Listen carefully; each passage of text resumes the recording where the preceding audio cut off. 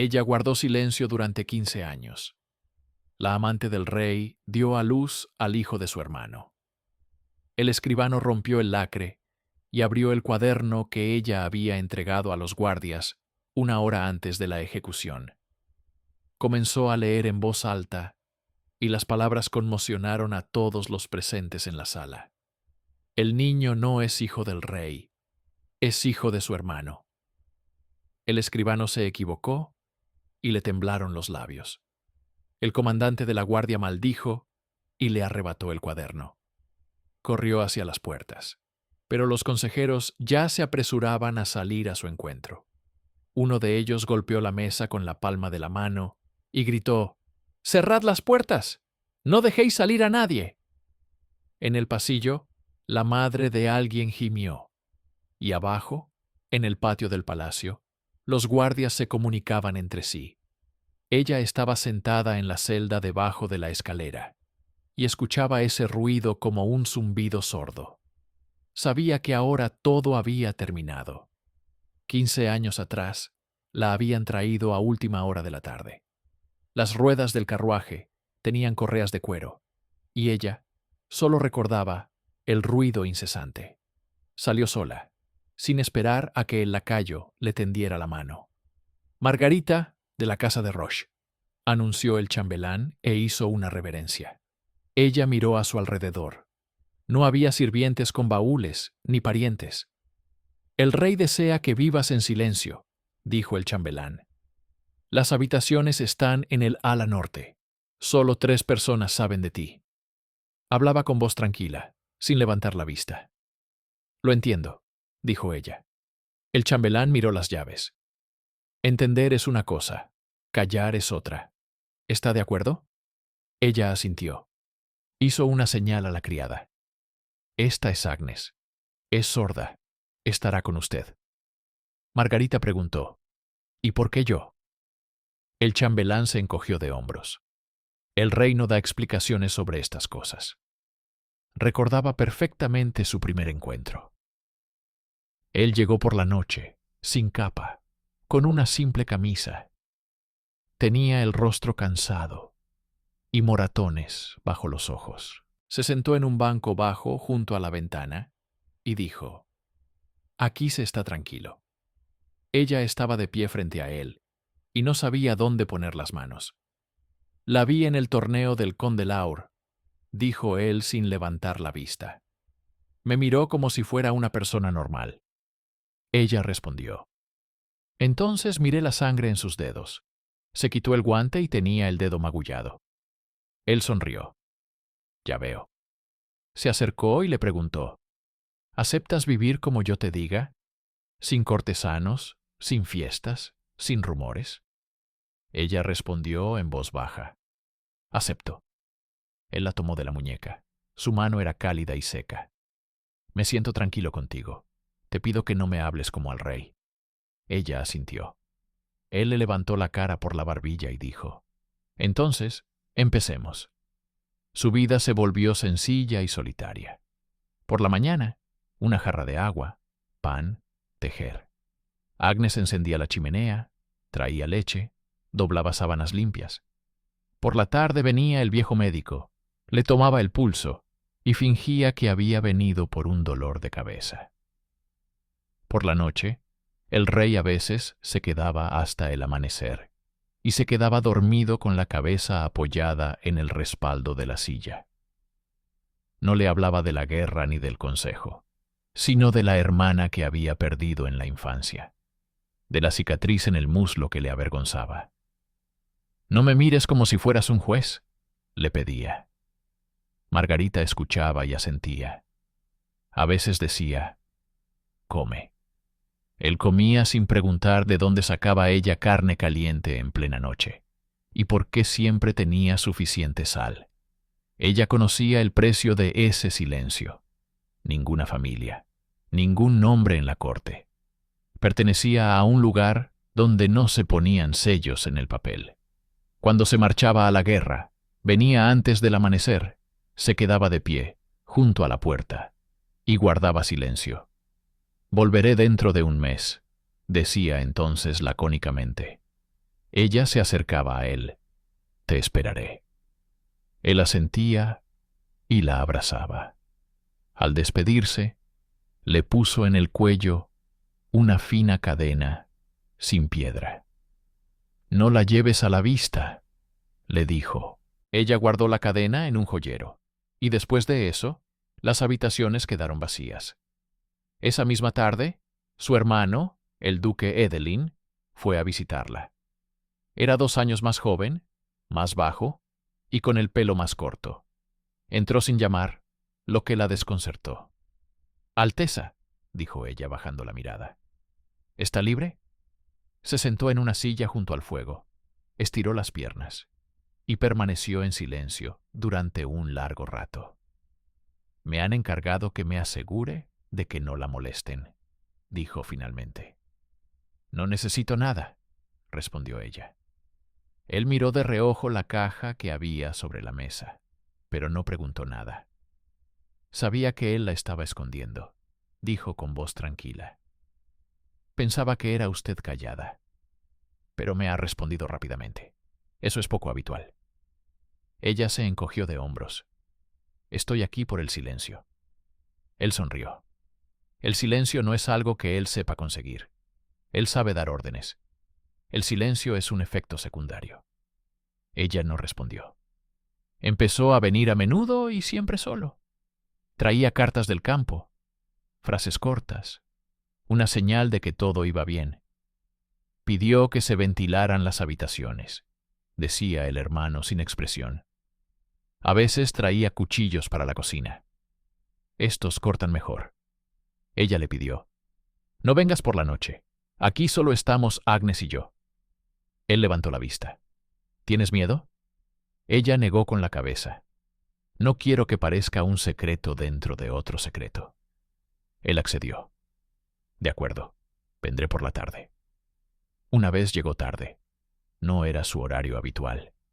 Estaba sobrio, pero se le notaba la inquietud en los ojos. En la corte, dicen que eres una bruja, dijo como en broma. Ella apretó el mantel con los dedos. Sé hacer sopa.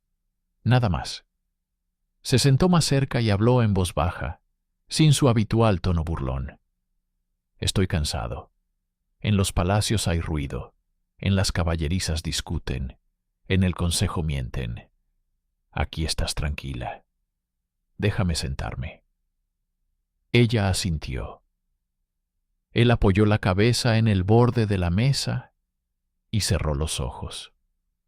No dormía, solo respiraba tranquilamente. Ella le trajo agua.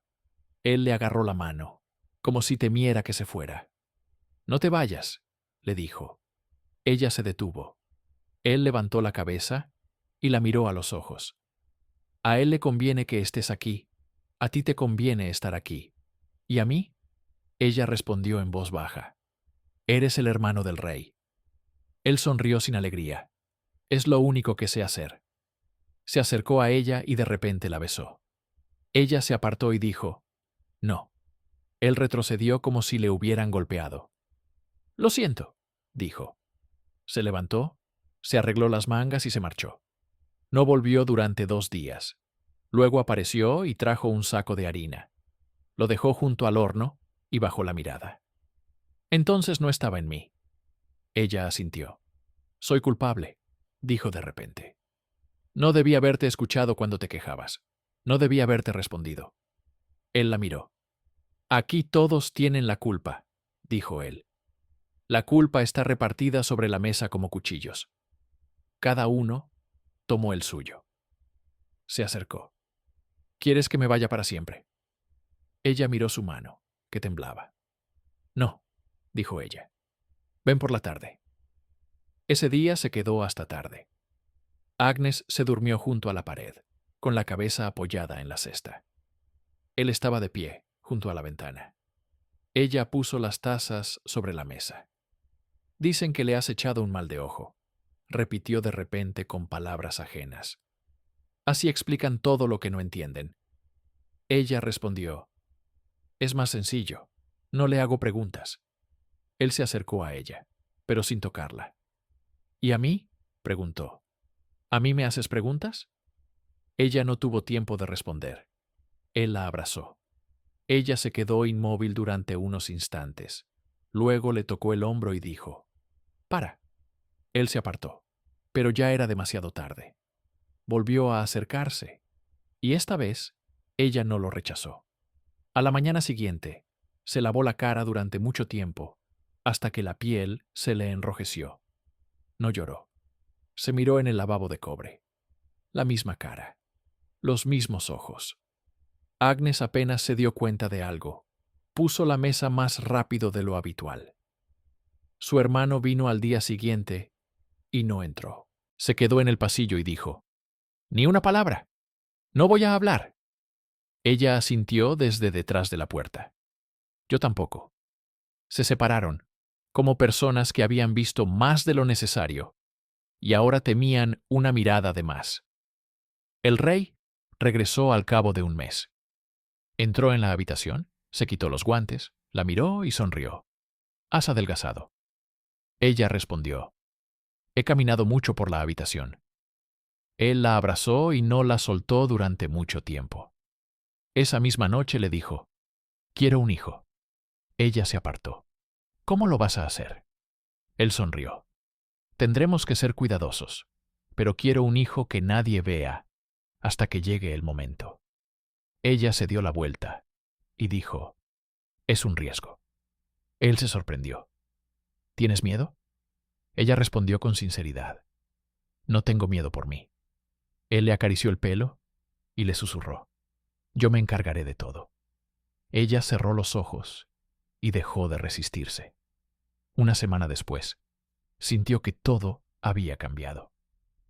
La primera en darse cuenta fue la anciana comadrona. Vino por un asunto, contó los días y no dijo nada. Solo empezó a venir más a menudo. El rey estaba contento, le gustaba hablar del futuro.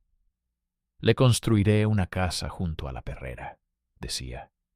«Correrá con los niños. Nadie sabrá de quién es su sangre. Lo diré cuando llegue el momento». Ella escuchaba y guardaba silencio.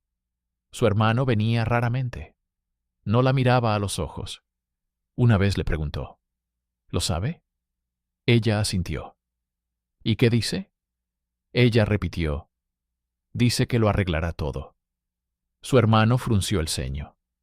«Siempre dice lo mismo». El parto comenzó por la noche. La comadrona llegó rápidamente, como si estuviera esperando detrás de la puerta. Agnes sostenía un cuenco con agua y rasgaba las sábanas. Margarita no gritaba, apretaba los dientes. Al amanecer, el niño gritó por sí mismo. La comadrona lo levantó y dijo, «Es un niño». Agnes se echó a llorar. Margarita estaba tumbada y miraba al techo. Sabía que ahora quedaba poco tiempo. El rey entró sin llamar. Estaba pálido y feliz. «Un hijo», dijo. Tomó al niño en brazos y se rió. Luego se inclinó hacia Margarita. «Eres muy inteligente». Ella miró a la comadrona. Esta bajó la cabeza. Su hermano no vino ese día. Ella envió a Agnes con una nota. «No vengas, te lo ruego». Él envió una breve respuesta. «Obedezco».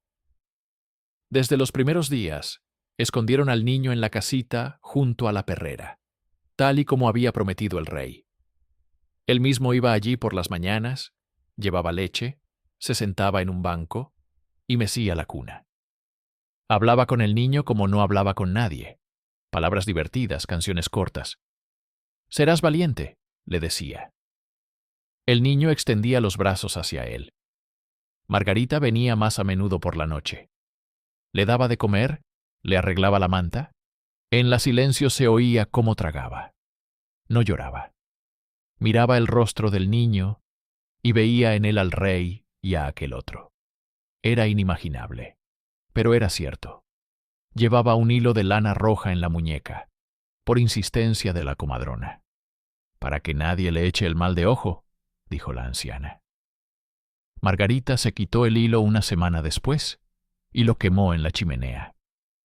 El hermano comenzó a aparecer de vez en cuando cerca de la perrera. No entraba. Se acercaba a la ventana, donde colgaba una cortina gruesa, y escuchaba. Una vez, el niño lo vio y se estiró. El duque levantó la mano, como si quisiera saludar, y la bajó inmediatamente. Permaneció inmóvil hasta que el niño dejó de buscarlo con la mirada. Luego se marchó. Más tarde, cuando se encontraron en el pasillo, le dijo en voz baja: «Tiene las orejas como yo». Ella respondió: «No vuelvas a decir eso». Él asintió con la cabeza. Pasaron los años. El niño crecía rápido, delgado y testarudo. Se llamaba Tibo. Así lo decidieron la comadrona y el rey. «Es un nombre sencillo», explicó el rey. Tibo le gustaba correr detrás de los perros, jugar con correas y gritar a los gansos. Margarita le enseñaba las letras por la noche, cuando todos dormían. Él aprendía todo al vuelo, pero no soportaba estar quieto. «Siéntate», le decía ella. Él torcía la boca. «Ahora». El rey entraba corriendo, lo levantaba en brazos y se reía. «Vamos, enséñame la letra». Tibo la enseñaba y se sentía orgulloso. En esos momentos, Margarita se olvidaba de todo lo demás. Luego, cuando se cerraba la puerta, volvía a sentir la pesadez. Los rumores se extendían inevitablemente. Primero, en los susurros de las sirvientas junto al pozo. Luego, la cocinera dijo en voz alta: «El rey ha escondido a este niño».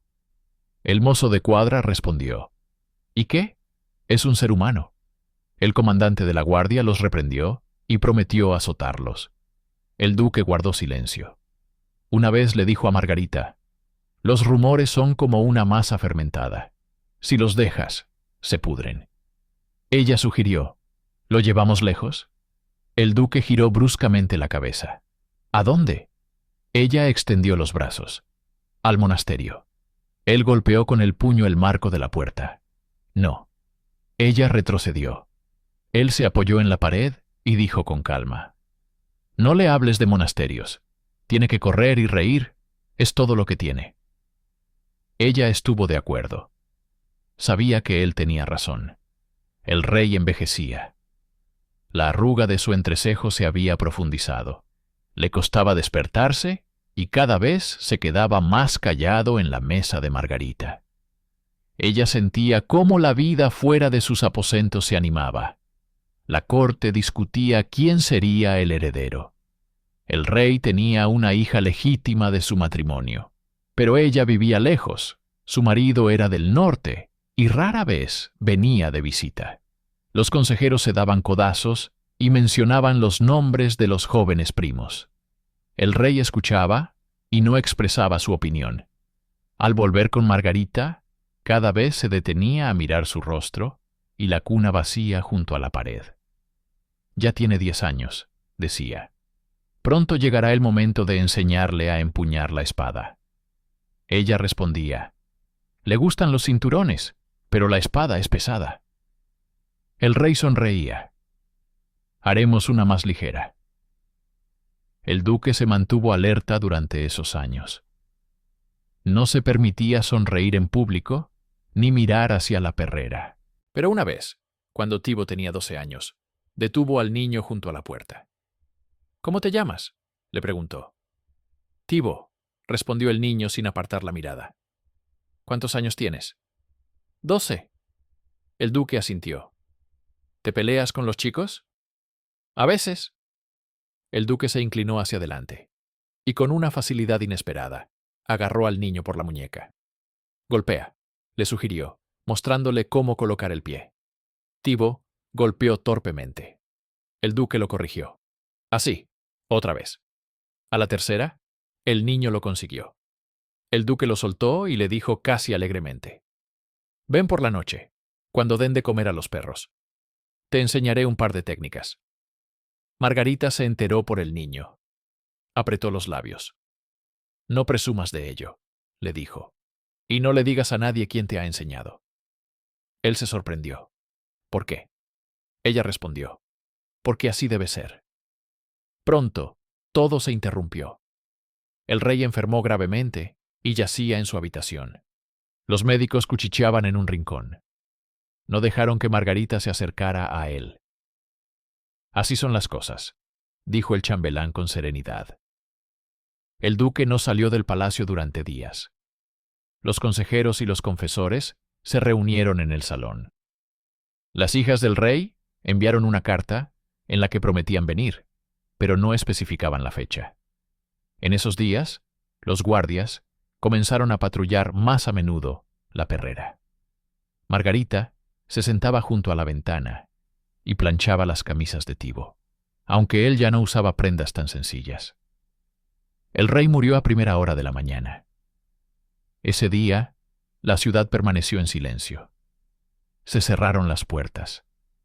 La campana de la torre sonó durante mucho tiempo. Margarita estaba de pie, abrazando a Agnes. Thibaut estaba sentado en un banco, mirando sus manos. No decía nada, porque no entendía nada del todo. 2 días después, el consejo anunció que el duque Edelin asumiría el gobierno provisional. Su voz sonaba apagada. Se presentó ante el pueblo con una sencilla capa negra, sin adornos. Al tercer día, ordenó que llevaran a Margarita, en secreto, al ala sur. Entró en la habitación y cerró la puerta tras de sí. «Ha muerto», dijo. Ella asintió. «Lo sé». El duque se acercó y le preguntó: «Llevas 15 años en silencio. ¿Seguirás callada?» Ella respondió: «Sí». Él la miró de forma extraña, como si quisiera darle las gracias y no pudiera. «Bien», dijo. «Entonces yo haré el resto». Se dio la vuelta, pero se detuvo en la puerta. «No vayas al ataúd. No lo pidas. No te dejarán entrar, y eso te atormentará». Ella se sentó y asintió con la cabeza. Tras el funeral, comenzaron las discusiones. Algunos consejeros hablaban de la hija. Otros murmuraban sobre el chico de la perrera. Otros gritaban: «¿De qué estáis hablando? Eso es ilegal». La gente del pueblo estaba furiosa. Todos los mayordomos cuchicheaban con todos los comerciantes sobre quién tenía la sangre más conservadora. El duque tomó una decisión rápida.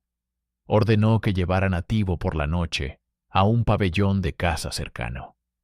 Margarita fue con él. Se sentó frente al niño en el carruaje. «Escúchame», le dijo. «Allí estarás tranquilo. Te quedarás allí mientras yo arreglo todo». Thibaut preguntó: «¿Quién eres tú?»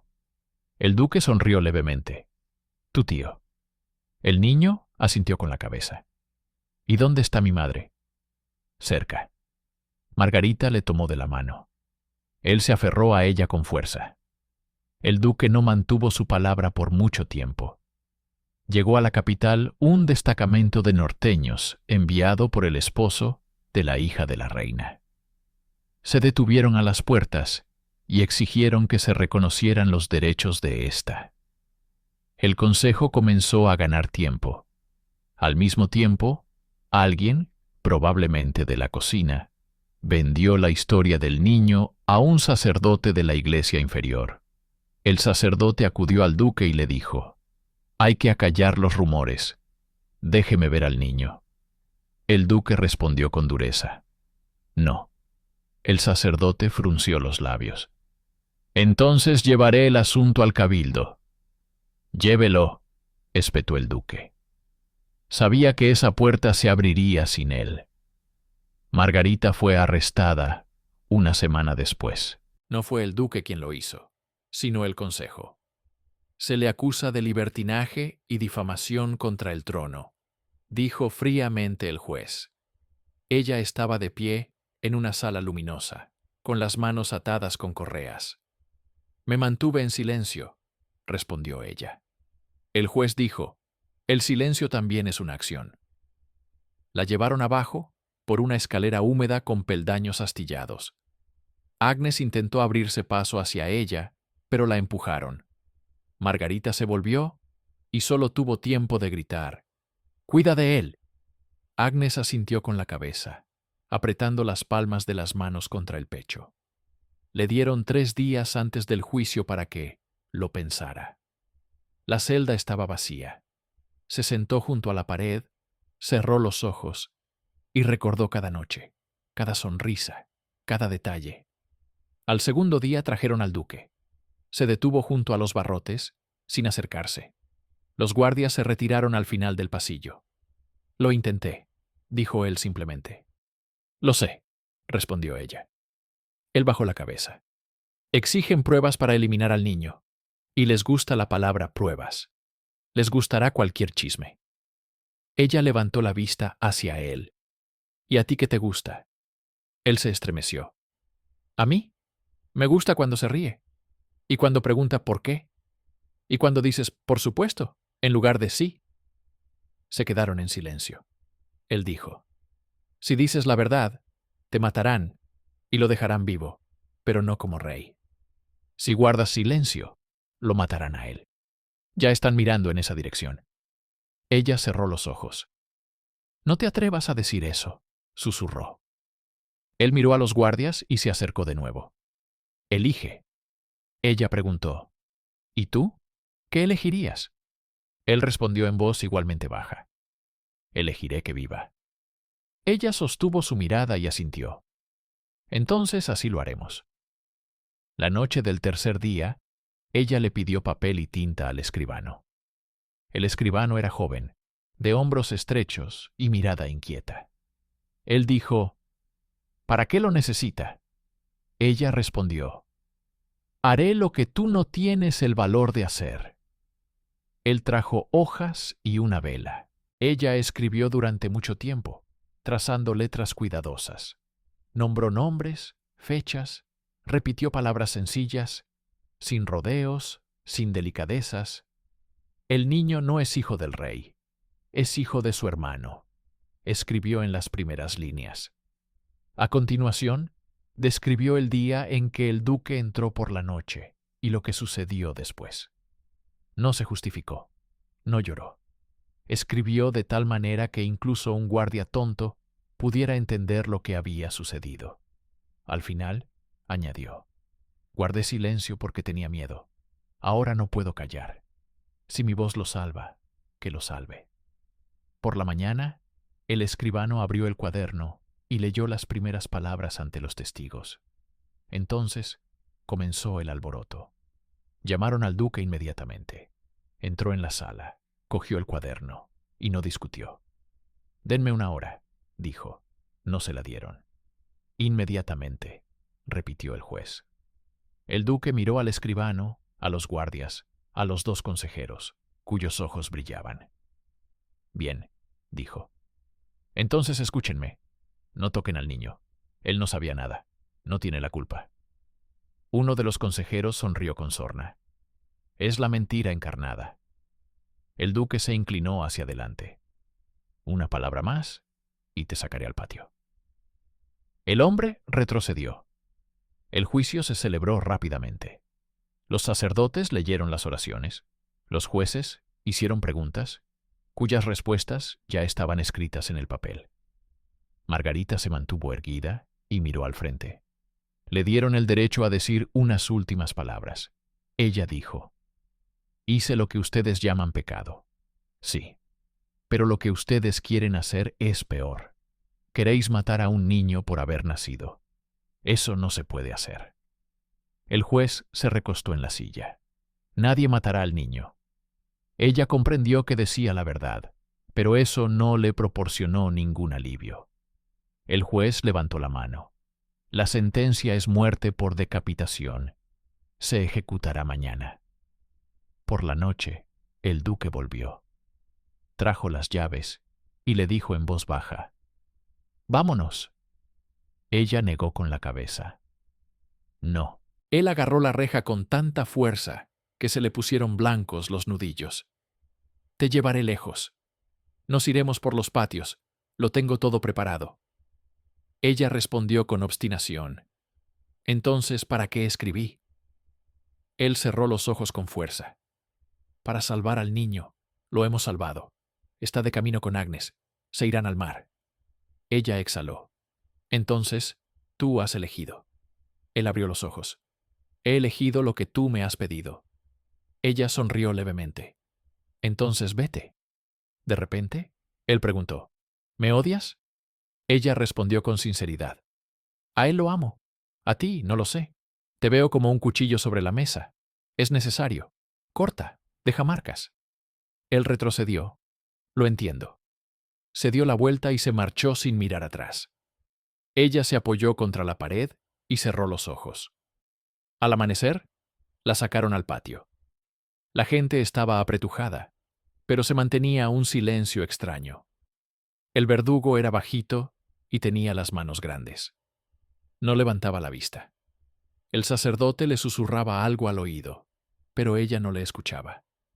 Levantó la cabeza y vio al escribano entre la multitud, con un cuaderno en el pecho y temblando. «Haz que la lean donde sea necesario», dijo ella. Él asintió. Cerca de allí estaban dos consejeros, los mismos. Uno le susurró al otro. «Ahora todo es más fácil». Ella volvió la cabeza hacia ellos y dijo claramente, «Es más fácil para ustedes, pero solo por ahora».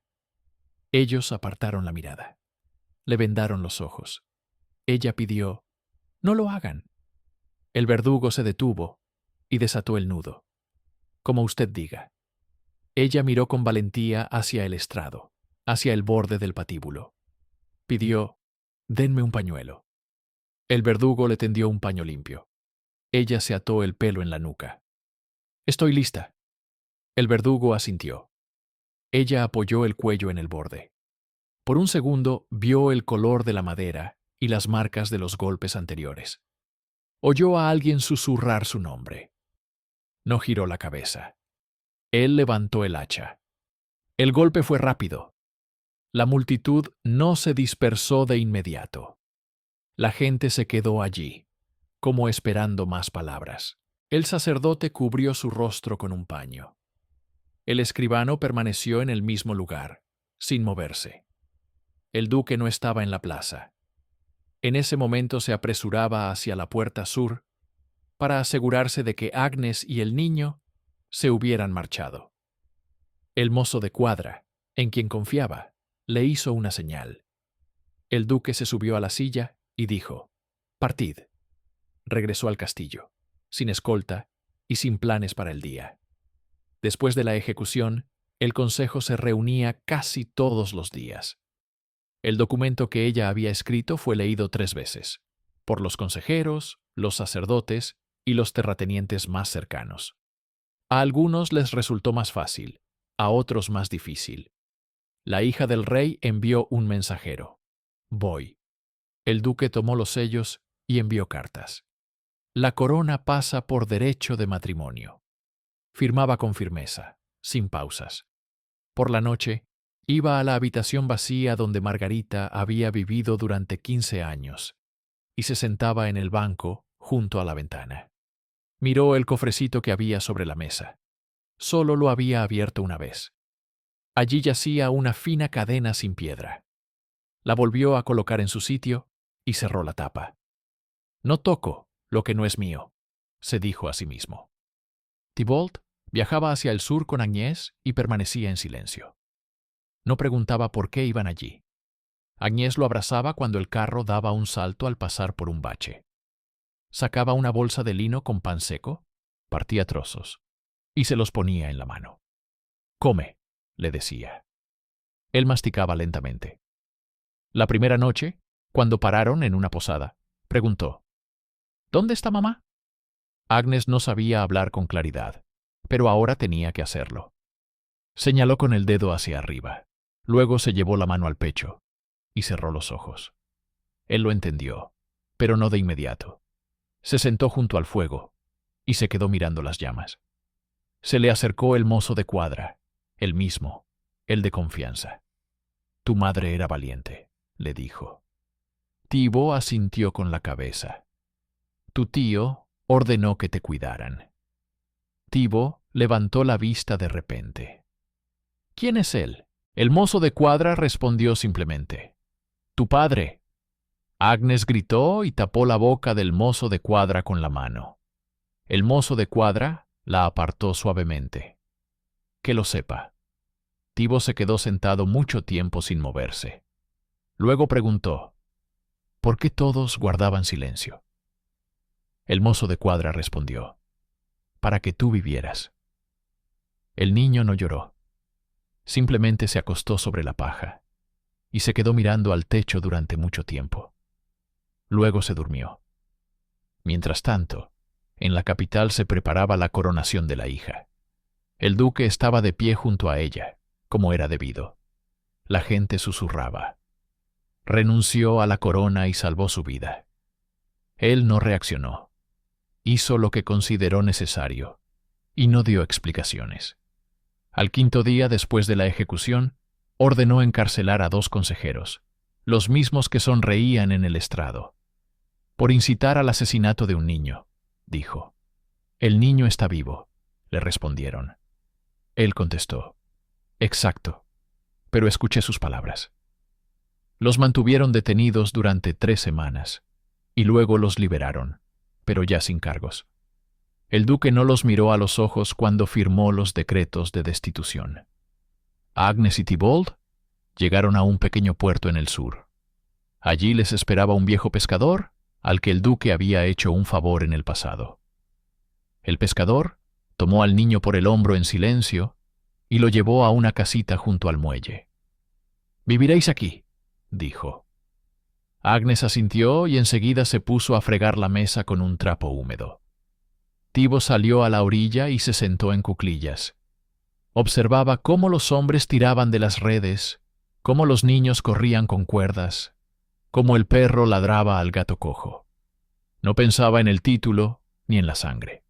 Pensaba en dónde conseguir un cuchillo para cortar la cuerda y en cómo sujetar el palo para que no se le cayera de las manos.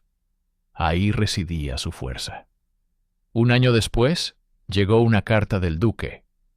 La trajo el mismo mozo de cuadra. La carta no contenía palabras superfluas. Vive. Aprende a leer y a contar. Contrataré a un maestro. Volveré pronto. Tibo miró a Agnes. Ella asintió. «Vendrá», dijo ella con su extraña voz.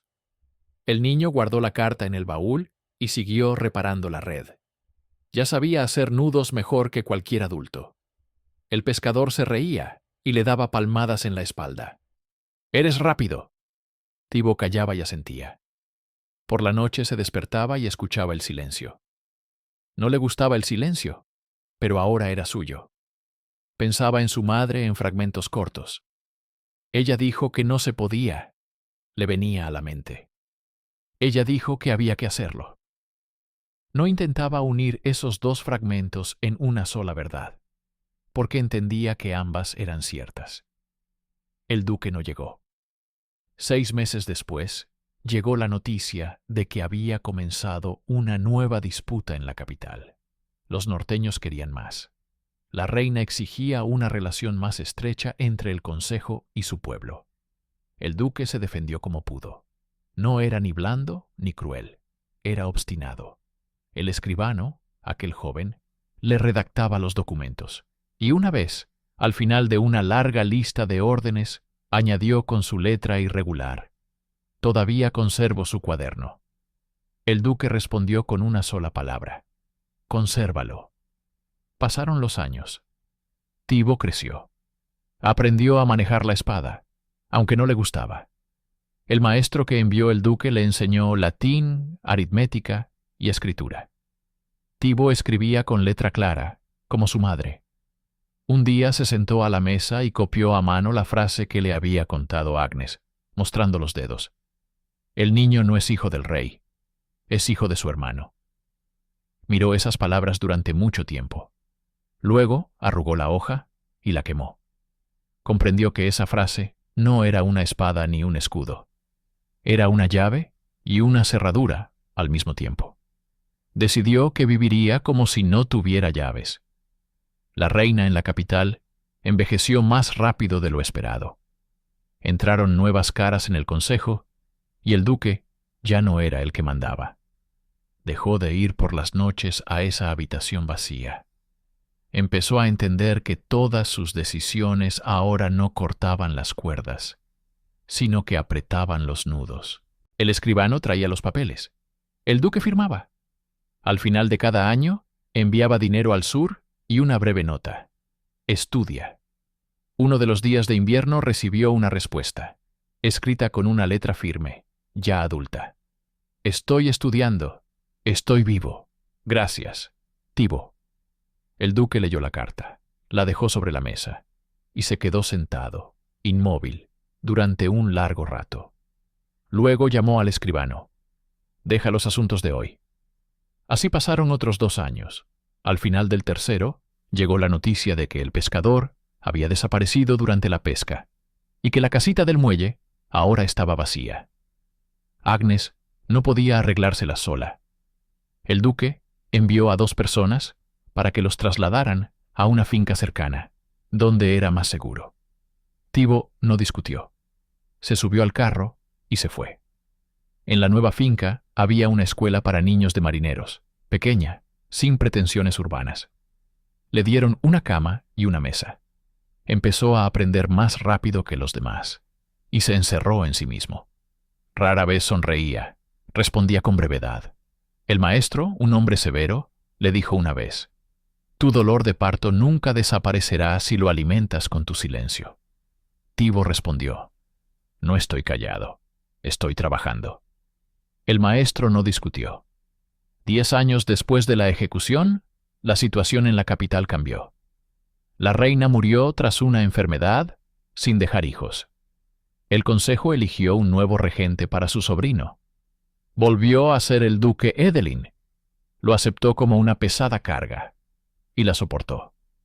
Lo primero que hizo fue ordenar que se abriera la habitación aislada del ala norte. Se ventiló la habitación y se dejó entrar a la gente. Se limpió todo y se sacudió todo. El duque entró el último, cogió la caja de la mesa y la volvió a abrir. La cadena seguía allí. Se la puso en la mano y la enrolló alrededor de la muñeca, como si fuera una pulsera. Dijo: «Vamos». El escribano, que estaba a su lado, preguntó: «¿A dónde?». El duque respondió: «Al sur». Se marchó por la noche, llevando consigo a un solo guardia. El encuentro no se produjo. Se cruzaron en el camino. Los mensajeros del duque, a quienes había enviado antes, aceleraron la caravana de Tibo, temiendo un ataque de bandidos. El duque cabalgó hacia allí y cambió 3 veces de caballos. Pero aún así, no llegó a tiempo. Cuando llegó a la finca le dijeron: «Se han ido hacia el mar». Apretó los dientes. Siguió cabalgando. En el tercer puesto de guardia lo detuvieron. Tormenta. El camino está inundado. Bajó del caballo, se sentó sobre las rocas y, por primera vez en muchos años, se permitió apoyar la cabeza entre las manos. Permaneció así poco tiempo. Luego se levantó, ordenó dar media vuelta y regresar. Ese mismo día, en la capital encontraron a un escribano con la garganta cortada. Alguien decidió que el cuaderno llevaba demasiado tiempo en la caja. La guardia encontró la caja vacía. El duque regresó y se quedó sentado hasta la noche, con la cadena en la mano. «¿Quién?», preguntó. El comandante de la guardia guardó silencio. «¿Quién?», repitió el duque. Nadie respondió. Miró la caja vacía y dijo: «El cuaderno ya no es necesario». Comprendía que el papel había cumplido su función. Había salvado a uno y matado a otro. Ordenó que enterraran al escribano con honores. Caminó por el pasillo y el sonido de sus tacones resonaba como latidos de corazón en una sala vacía. 15 años después de aquella mañana en la que el escribano leyó en voz alta las primeras palabras, el puerto en el que vivía Tibo se despertó como de costumbre. Los hombres se dirigieron a las barcas. Agnes tosió y se cubrió de sudor. Tenía fiebre. Thibault se sentó junto a su cama. Le cambió las toallas húmedas y le dio de beber. Ella lo miró con ojos nublados e intentó decir algo. Él se inclinó. Ella susurró, tartamudeando. Estaba de pie. Él asintió. «Lo recuerdo». Le cogió la mano hasta que el pulso desapareció. Se sentó en el suelo y se cubrió la cara con las manos. Luego se levantó, la cubrió con una sábana limpia y salió a ver a los pescadores. «Necesitamos un sacerdote», dijo. La gente se levantó y fue a hacer lo que había que hacer. Esa misma noche, un carruaje negro sin escudo entró en el puerto. De él salió un hombre con gabardina, ya canoso. Tibo no lo reconoció de inmediato. Solo cuando se acercó vio los ojos que una vez lo miraron a través de la cortina de la ventana de la perrera. El duque se quitó la capucha. «Llegó tarde», dijo, mirando la puerta de la casita. «Sí», respondió Tibo. Se quedaron allí de pie, sin saber qué decir. El duque le tendió la mano. «Soy tu padre». Tibo no le dio la mano. Preguntó, «¿Ha venido a buscarme?» El duque negó con la cabeza. «He venido a verte». Tibo asintió lentamente. «Mira». Dio un paso atrás. El duque lo miró como si fuera un hombre cualquiera. Los hombros, las manos, la cara. «Te pareces a mí», dijo en voz baja. «Y a ella». Tibo respondió, «Me parezco a quien me crió». El duque asintió. «A Agnes». El silencio se hizo pesado. Tibo hizo un movimiento como si quisiera marcharse, pero se detuvo. «¿Has leído su cuaderno?», preguntó. El duque apartó la mirada. «No, sabía lo que había allí. No pude». Tibo lo pensó y dijo, «Yo tampoco habría podido». Se quedaron allí de pie, y en esa postura había más que en cualquier discurso. El duque permaneció en el puerto 3 días. No le dijo a nadie quién era. Ayudó a Tybalt a enterrar a Agnes. Caminó detrás del ataúd con el sombrero en las manos. La gente lo miraba y veía a un forastero con rostro cansado. Después del funeral, sacó una caja de debajo de la capa. Esa misma. La abrió y sacó la cadena. «Es suya», dijo. Tibo no la cogió. «Quédese usted con ella». El duque asintió y volvió a guardar la cadena. Se sentó en un banco junto a la pared, y mirando al suelo dijo, «No sé qué decirte.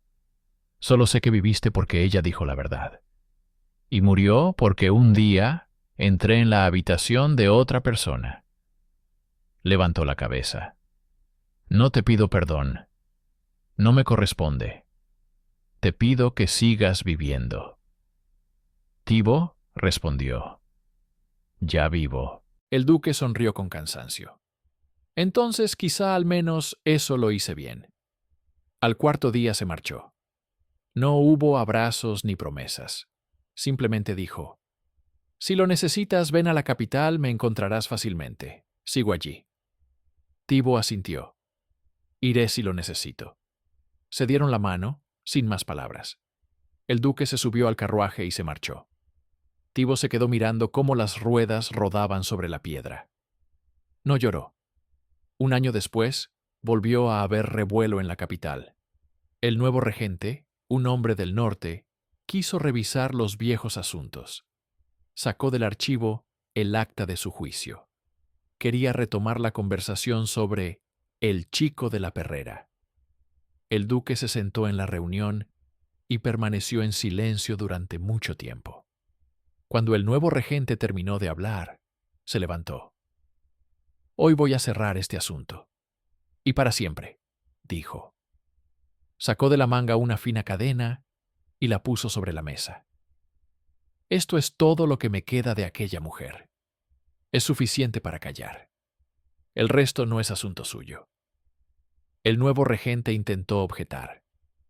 El duque lo miró de tal manera que éste se calló. «Usted es un hombre cansado», dijo el regente. El duque respondió, «Soy un hombre que tiene memoria». El consejo guardó silencio. Se retiraron los papeles. El asunto quedó cerrado sobre el papel. En la gente aún seguía vivo, pero ya más apagado. Mientras tanto, Tibo volvió a las redes. Trabajaba como antes. A veces se le acercaban desconocidos y le preguntaban su nombre. Él respondía, «Tibo», y nada más. No añadía nada más. Un día, Un joven con buenas manos se acercó al muelle y preguntó si necesitaban trabajadores. Tibo le preguntó, ¿cómo te llamas? El joven respondió, Paul. Tibo asintió. ¿Sabrás cortar cuerdas? Sí. Entonces coge el cuchillo. El joven cogió el cuchillo y empezó. Una semana después, le preguntó a Tibo, ¿quién eres tú? Tibo respondió, el que te enseñará a no caerte del barco. No volvieron a hablar de ello. Pasaron varios años más. El duque murió en el camino, sin llegar a la puerta sur. Lo llevaron a la capital por la noche. El escribano, uno nuevo que escribía peor que el primero, lo anotó todo como debía. En el funeral había gente fría, muchos de ellos esperaban otro desenlace para su vida. Tibo se enteró de ello por el mismo mozo de cuadra. El mozo de cuadra llegó al puerto y dijo, «Ha muerto, y nada más». Tibo asintió con la cabeza y se dirigió al agua. No rezó. Se sentó en el borde del muelle y permaneció allí sentado durante mucho tiempo. Luego regresó y se puso a trabajar. Una vez, cuando ya tenía más de 30 años, llegó al puerto un chico de ojos negros. Llevaba un cuchillo en la mano y hablaba en voz alta. Se parecía a Tibo a esa edad. «Me han dicho que tú me enseñarás», afirmó. Tibo lo miró y dijo, «¿Quién te lo ha dicho?» «El viejo mozo de cuadra de la capital». Tibo resopló. «Enseño a todos los que escuchan a la primera. ¿Escuchas?» «Sí», Tibo asintió. «Entonces escucha. Aquí no hay lugar para discursos largos. Aquí se hace lo que hay que hacer y se calla». El chico asintió y se calló. Los que estaban en la plaza recordaban a Margarita. Hablaban de ella en voz baja y sin palabras superfluas. Se mantuvo erguida, decían los ancianos. Ella misma se cubrió la cabeza con un pañuelo. No pidió clemencia. Estas frases circulaban como monedas de mano en mano. No se comprobaba su autenticidad, eran tal y como debían ser. El cuaderno nunca se encontró. Algunos decían que lo habían quemado, otros que lo habían escondido en la pared, otros que el escribano había logrado llevarlo a un monasterio en el norte. Nadie puede demostrarlo. Pero eso no importa. Las palabras que ella escribió hicieron su trabajo. La mataron y salvaron al niño. Herían el corazón fraternal y sacaban a la ciudad del peligro. Dejaban una habitación vacía en el ala norte y una cadena en el joyero. Dejaban al hombre en el muelle y sus respuestas cortas. El otoño pasado, cuando a Tibo le dolía la mano por una vieja herida, se sentó a la entrada del cobertizo y observó cómo los nuevos chicos arrastraban las redes. Paul se había hecho mayor. Mandaba, gritaba, pero repartía la pesca con generosidad. El mismo chico de ojos negros, ahora ya adolescente, se acercó a Tibo. Se sentó a su lado y le preguntó, ¿tenías madre? Tibo respondió, sí. El chico esperó pacientemente y preguntó, ¿cómo era? Tibo dijo, era la que se mantenía erguida. El chico asintió. Entiendo. Se quedaron sentados en silencio. El chico volvió a hablar. ¿Y un padre? Tibo miró las aguas, donde se balanceaba el bote. Un padre que vino y se fue, dijo. El chico asintió y no preguntó más. Por la noche, Tibo se despertó con un dolor en el brazo. Se sentó, se frotó el hombro, se levantó y caminó por la habitación. Abrió un viejo baúl, sacó las cartas y las puso sobre la mesa. No las leyó. Simplemente las volvió a guardar con cuidado. Encima puso una pequeña cinta que en otro tiempo había servido para atar el pelo. No recordaba de dónde la tenía. Quizás fuera de Agnes, quizás de su madre. No buscó la respuesta. Por la mañana volvió a las redes. Hacía lo que sabía hacer. No buscaba encontrarse con la corona. No pensaba en el trono. No hacía planes. Vivía días sencillos y hacía cosas sencillas. Aprendió a hablar de manera que le entendieran a la primera. Cuando le preguntaban cómo seguir viviendo después de la desgracia, él respondía: levantarse, hacer lo que se pueda, callar cuando las palabras hacen daño. Eso lo había aprendido de ella, de aquella que había guardado silencio durante 15 años, y luego había dicho una frase que lo cambió todo. Y así fue. La historia terminó donde había comenzado, en la sala donde se leen las palabras ajenas. Solo que ahora ya no había nadie que quisiera leerla en voz alta. La gente había aprendido a guardar la verdad en silencio, como un cuchillo en su funda. La guardaban no para mostrarla, sino para recordar dónde estaba, por si la necesitaban. Y en el puerto vivía un hombre llamado Tibo, que cortaba las cuerdas con rapidez y precisión y sabía mantener la mirada. No se hacía llamar hijo del rey ni hermano del rey. Era un hombre al que había salvado la muerte de otro. Vivió una vida sin títulos y murió una noche en su cama, sin gritar ni pedir testigos. Sobre la mesa había un cofre con el fondo vacío. La cadena había desaparecido hacía mucho tiempo. Quizás la llevaba el hombre que firmaba los decretos cuando ya nadie quería leerlos. Pero eso ya no importaba. Lo importante era otra cosa. Una mujer guardó silencio durante 15 años y luego contó lo que había sucedido. Y con ello hizo más que cualquier espada y más daño que cualquier sentencia. Su nombre no figuraba en los escudos, pero permaneció allí, donde la gente habla con brevedad y honestidad. Cuando alguien en el puerto le preguntaba: ¿quién eres tú?, Tibo respondía: soy el que está vivo. Y eso era suficiente